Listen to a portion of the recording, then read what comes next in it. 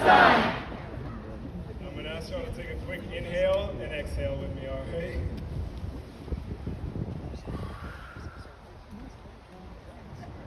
I don't know about y'all, but right now and in these moments, my heart is hardening a bit. In moments such as this, we have to turn to our humanity. But not the liberal, shared humanity that I see so many people rush towards on social media or the halls of Congress.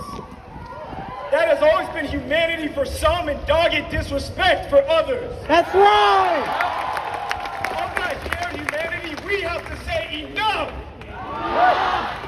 So no, for me, while my heart is hardening, I take solace not in the idealistic or utopian underpinnings and understandings of peace, but the humanity of shared struggle.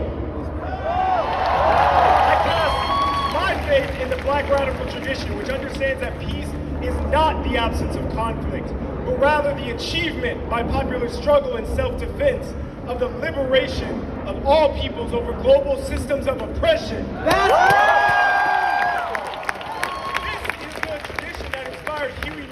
And the Black Panther Party to proclaim that we support the Palestinians' just struggle for liberation 100%. We will go on doing this, and we would like for all the progressive people of the world to join our ranks in order to make a world in which all people can live.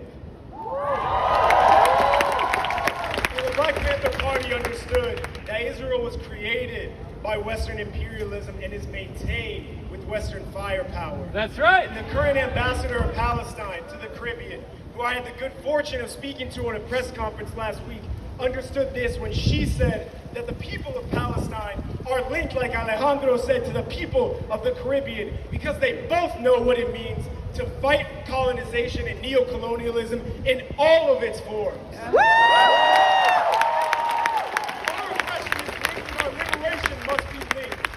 Our solidarity with the oppressed masses of the world must be resolute.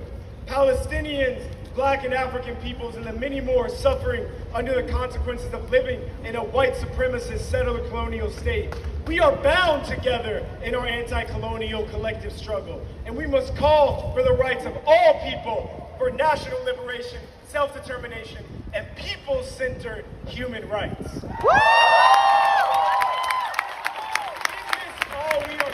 There is no place for anti-Semitism, just as there is no place for Islamophobia. I'm also calling on myself and others who feel inclined to deliver empathy and required to deliver empathy for the historical trauma and the living memory of the Holocaust and fears of repeated patterns, as well as the precarity that many national minorities live in. But in these recognitions, our values must be clear. The self-determination and dignity of all people is needed for liberation. And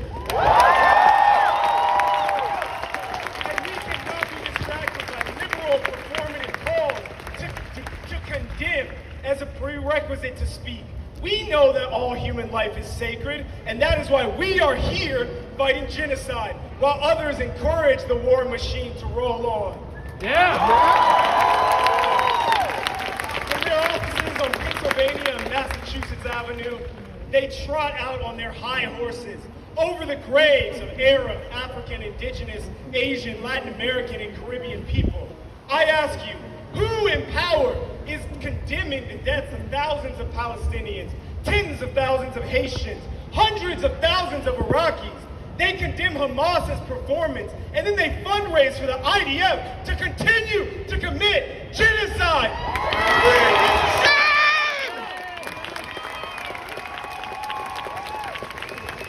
That last one is not a metaphor or exaggeration, but another part of MIT's participation in imperialist war. And I encourage folks to look up the mapping project, which has highlighted MIT's participation in imperialism.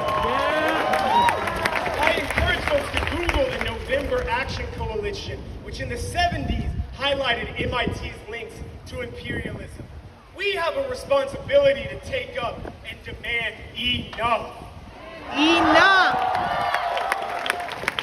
In 1971, when the men of Attica liberated themselves within the prison walls, they were rewarded with a massacre by the state, which killed prison guards because they do not value human life.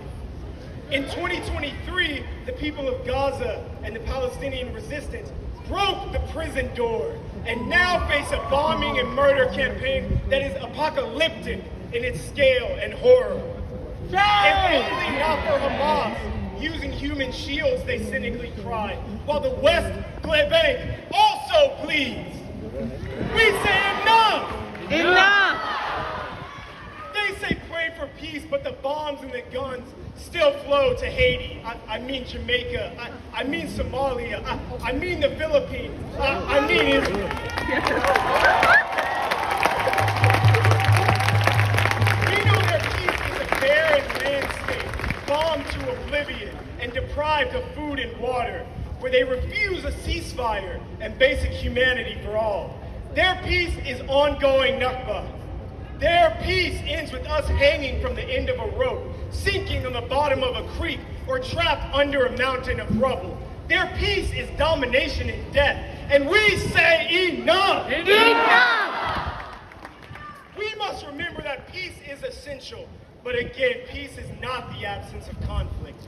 Peace is won through popular struggle, through the achievement of self-determination, liberation, and human dignity for all.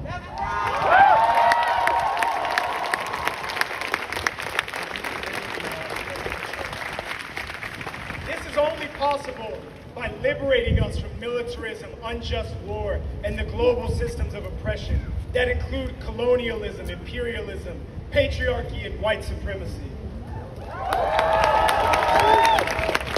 For better or for worse, we are in the center of the imperial core from which these global systems emanate. We in the so-called United States, and particularly at MIT, have a responsibility to strike at these systems with everything that we've got. We have a responsibility to organize and struggle for principled unity against the militaristic bloodlust that feeds this war machine. The dehumanization of people of Palestine, of Haiti, of Ethiopia, of Mississippi, of all oppressed peoples can only be defeated by focusing our attention on the principal roots of that oppression, a global system of domination. A global system of domination whose lead perpetrator is right beside us, whose lead perpetrator is the United States and its various institutions of white supremacist capitalist violence. And we have to say enough. Enough!